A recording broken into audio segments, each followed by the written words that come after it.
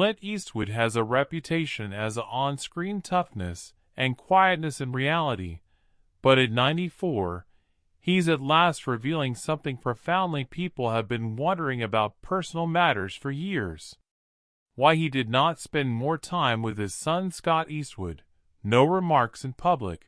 No read, just quiet. Fans with rugs together believed it to be merely a rumor up until this point, and Clint's uncommon revelation of the true cause of the emotional detachment, and nobody anticipated that you would join us as we examine the private lives of both Scott and Clint, and look at the relationship between a father and son that has been in the news lately, climbing the Hollywood Clint ladder. Eastwood's career as an actor started in the 1950s, but his true breakthrough came when he had an appearance on the television show Rawhide. It was a Western, and viewers adored that part. Provided Clint the quick respite he required. After he gained even greater notoriety by a collection of Western films called the Sergio Leone is the director of Dollars trilogy. Clint appeared in these spaghetti westerns. He scarcely talked as the nameless man, but he had a strong on-screen presence. He rose to prominence in the 1970s and 1980s as the starring in 5 Dirty Harry movies, as of these roles made the cops fierce and fearless.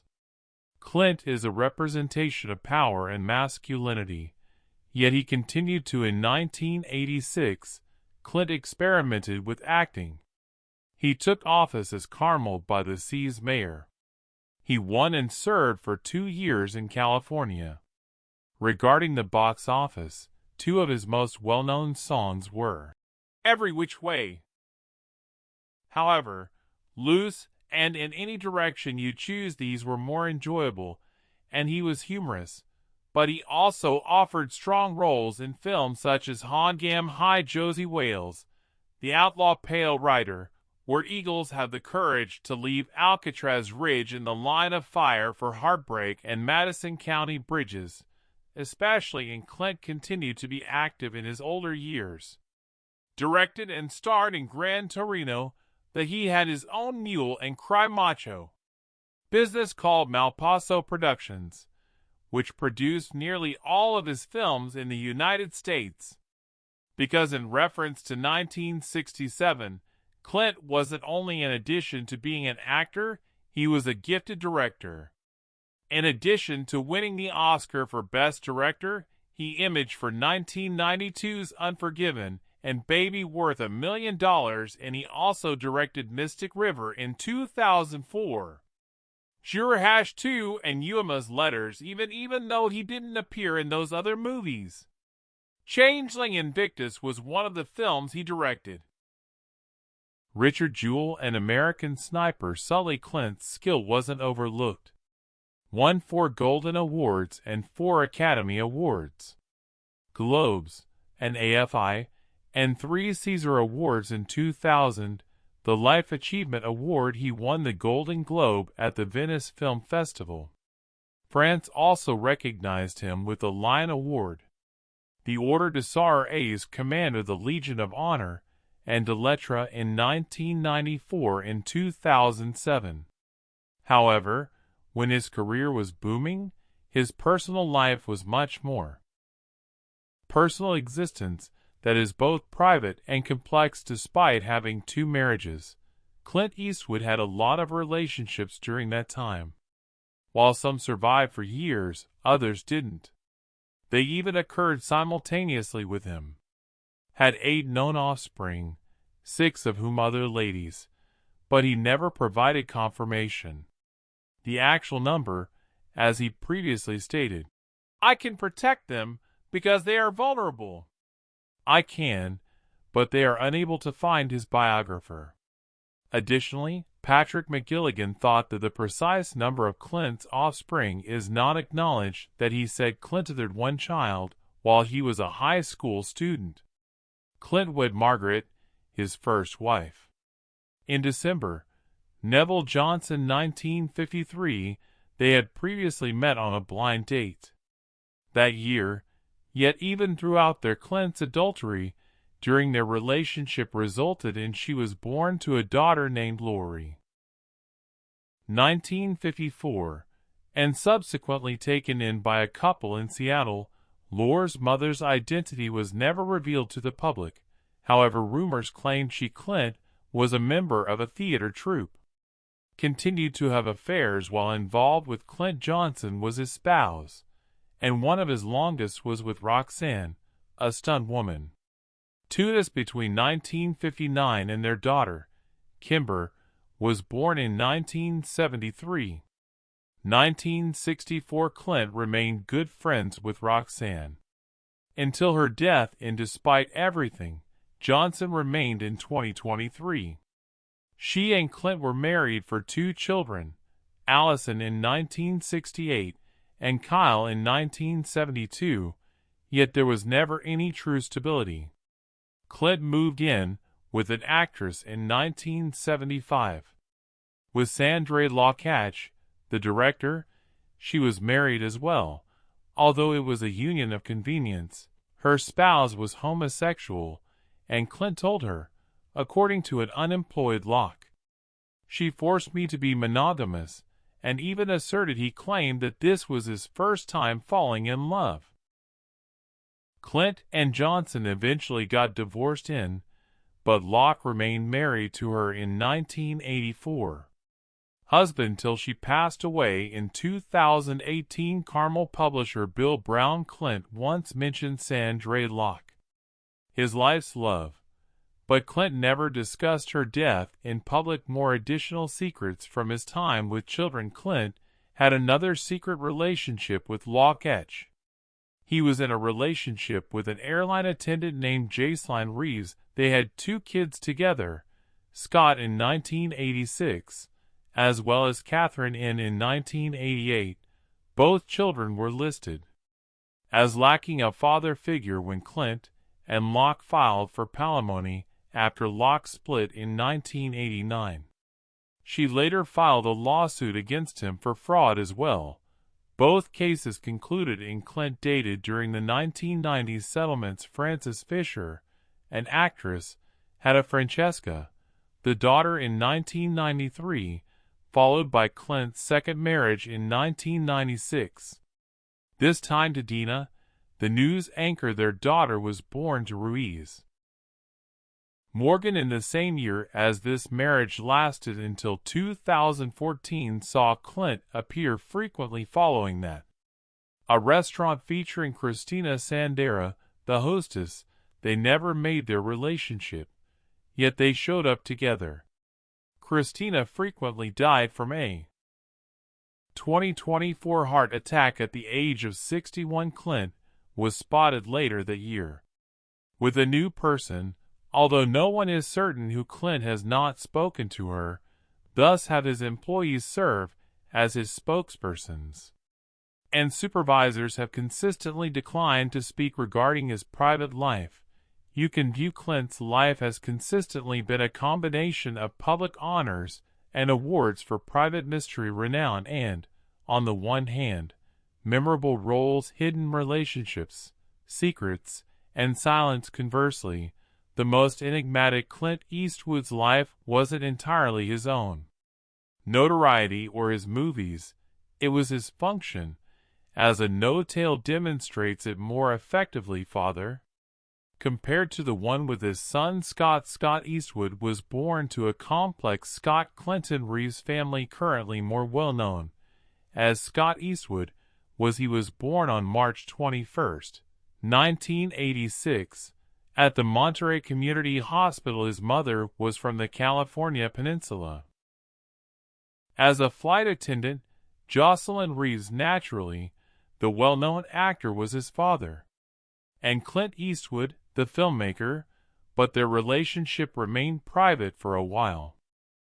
Scott has a sister named Catherine who is full. He was born in 1988 and has 6 known half-children. Clint's other siblings Lori, Kimber, Kyle, Allison, and relationships. Growing up with Francesca and Morgan, Scott lived in the seaside town of Carmel until when he was 10 years old, he relocated to Hawaii. He spent roughly 4 years with his mother prior to returning to California.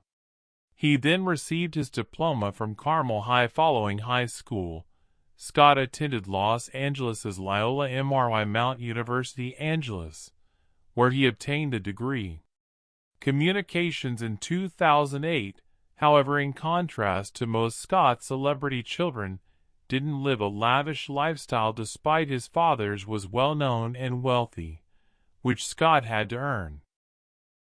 His own manner and the relationship between father and son, it was far away for a while. Actually, Scott was born at that time. Clint wasn't even included on the certificate, as instead, it only read, "The father." Father declined. The tension in that line alone is evident. Or personal matters where initially Clint and Scott's mother had an affair. Years, but it came to an end and Scott was only 4 years old in 1990. Scott did, however, spend some time with Clint as a child, but there was number 2017's red carpet treatment. Scott said Men's Health, "I never received a cent. He forced me to put in a lot of effort." His childhood was like that. Severe and unforgiving. But Scott wasn't only focusing on family issues that would arise in his life, and years later, an even worse tragic loss that nobody anticipated. Scott Eastwood might have appeared to have it all attractive, a well-known name, and an advancing career. However, in August of 2016, he disclosed something that had been bothering him. Years ago, in a GQ interview, Scott from Australia stated, "I dated a girl who was killed in an automobile a few years ago." Initially sounded like an accident, awful mishap, but he then revealed what actually occurred, and it was startling. He said, "It was a fender bender. The vehicle's airbags were recalled. When the airbag detonated, a fragment of it split her as metal went through her body. I've never told," he replied gently, "in my spine, someone that experience transformed him. I think that really," said Scott, "forever impacted me, perhaps making it more difficult for me to date." His words and voice all sounded as though they were still in pain. And who could hold him responsible for losing someone in such a sad and surprising manner leaves a scar despite not naming it. The agony in his voice conveyed the entire narrative. It wasn't merely a loss. It was something he always had with him. Additionally, when combined with the rocky childhood and life stresses it depicts Clint Eastwood's shadow. A completely different view on his life. Still, in spite of all, Scott maintained moving forward. He put a lot of effort on building a name for himself. Yet the majority of was unaware that he wasn't even utilizing the Eastwood's initial name as for years. It was known as a tough climb. The last name Eastwood was not used by Scott. Rather, he adopted his mother's name. He went by the name Reeves for yes.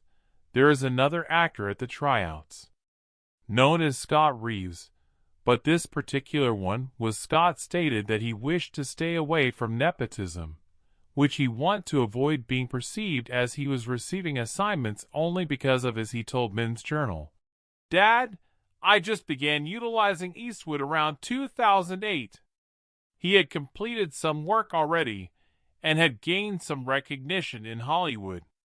Simply pondered, oh, this is absurd. If I'm completing this, I must continue the." In 2015, Eastwood gave Nylon his name, but even so, he had to put in a lot of labor.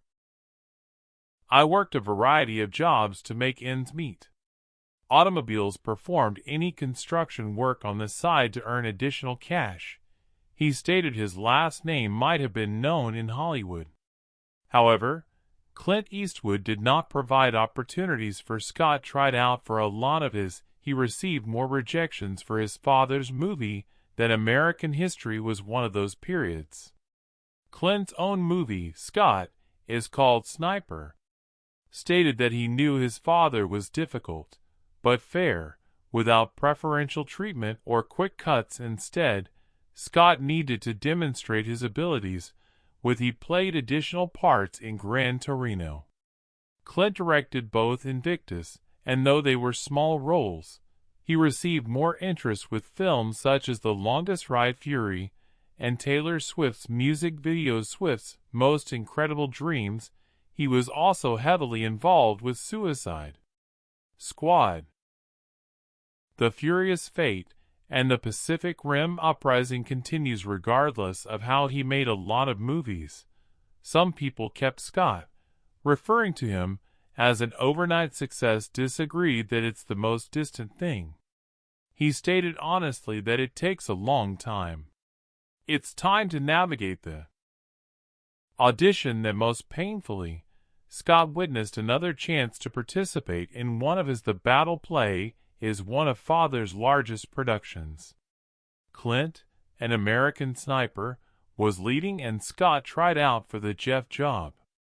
Kyle, the protagonist's sibling Bradley Cooper, portrays Chris Kyle in this. Scott sincerely hoped that it would be he had been putting forth a lot of effort, establishing his own reputation in the field, but once more, someone else was given the post. Australian actor Kira O'Donnell. Scott subsequently chuckled over it, stating, "I went to the American Sniper audition and didn't get a part. Naturally, it hurt. But it also encouraged him to make. Paradoxically, that rejection on his own road led to a better thing at that time." Scott received an opportunity to play the lead in the Looking Back.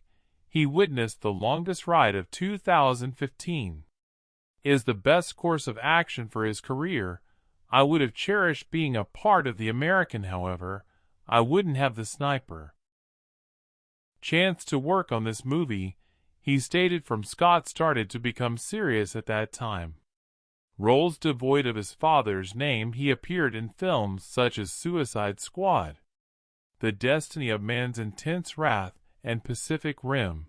Rebellion wasn't necessarily simple, yet many people still thought he got roles due to his father. Scott had to declare aloud that it doesn't function like that. He is unable to just pick up the telephone and say, "Cast my son." In reference to which one of Scott's most talked about features, Eastwood's life revolves around his connection with. For years, Clint Eastwood's status was unclear. In 2016, was it near or far away? Esquire was interviewed jointly by two fans. Finally got some information from that interview. Answers a question that fans didn't anticipate was the initial encounter between Clint Eastwood and Scott Eastwood, his son, and he sat down. This occurred during a joint interview in 2016 at the time of both films released together, with Clint's encouraging Sully to share the real tale of the pilot, who made a Hudson River landing. River Scott played a significant part in Snowden, portraying a public servant in Oliver Stone's movie. The interview was conducted at Clint's Warner production office in Burbank, California. His brother's lot had been employed there since 1975. Clint, who is now 86, continued to go to work every day. He enjoyed his job. He was there editing and creating. Most vibrant, while commuting to work. Clint even mentioned that he departs, he comes with peanuts for a local squirrel. Clint, sometimes you go straight into the office, demonstrated that despite his advanced age, he discovered happiness in the small things. But don't. Clint Eastwood was not, so don't let that deceive you. The slow-moving type, he was still pushing himself as a filmmaker. According to him, most people give up in their 60s. Why would you give up that mindset? Soon, he and his supporters will witness it. Form Scott, his son, as well, but Getting to this aspect of conducting interviews together, as well as helping one another, wasn't always. Clint and Scott had a smooth relationship for years. Scott grew up in a detached relationship, Hawaii, with Jocelyn Reeves. His mother Clint wasn't present for many of those years, and they only began to spend together in real time when Scott relocated to the age difference in California as a teenager. 56 years separated them, and although their personalities differed, as they took their seats for the interview, old school suddenly made sense. When questioned about his difficult upbringing, the father Scott and their relationship didn't last. "I used to live in Hawaii with my mother till after I irritated her. I moved on with my father and annoyed him," he responded. Clint just grinned and said, laughing, he was a decent youngster who added his mother instilled many virtues in him because she is a decent person, as the comment stated. It demonstrated that despite Clint wasn't around often, but he appreciated how Scott was raised by Jocelyn and was referred to as his Clint reared his father in the old school, he added. He follows the rules, arrives on time, and work hard, which may seem simple, yet Clint Eastwood's statement meant Scott claimed to have learned about honor, accountability, and self-control. Even as an actor, Scott, from his dad, believed that Clint's pressure was difficult for him. Scott once remarked, "He never gave me a cent. He made me work for everything." That comprised attempting to succeed in Hollywood. Scott tried out for a lot of Clint's movies, but frequently didn't receive the part at all. Clint, an American Sniper, passed him. Clint was still looking, and he always came in and performed well, Clint said. "The girls are now phoning and inquiring. They used to inquire where I was and where Scott was." Scott chuckled and said, "I'll take joining me at the bar will be enjoyable." Their chemistry was obvious, father, both of whom have strong ideas, but gaining an appreciation for one another's. According to Journey's Scott, he was still gaining knowledge and developing, adding, "I'm merely a young person in this industry is gaining influence."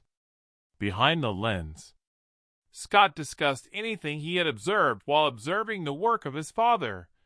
That movie is more of a world of a director, as opposed to an actor's. If you're not producing original content, then all you're fighting for is out there, he said, and Clint concurred. Outlined his experience as a 1950s, he had extremely little roles as a contract actor. However, rather than waiting in his trailer, he remained on set and observed other people at work. When I was off, which was the majority of the time, I would descend to observe other sets while he claimed he wanted to while they were shooting. Discover everything there is to know about how movies were. Caused Scott to recall what his father had told him as an actor. "I told him years ago that I never returned to my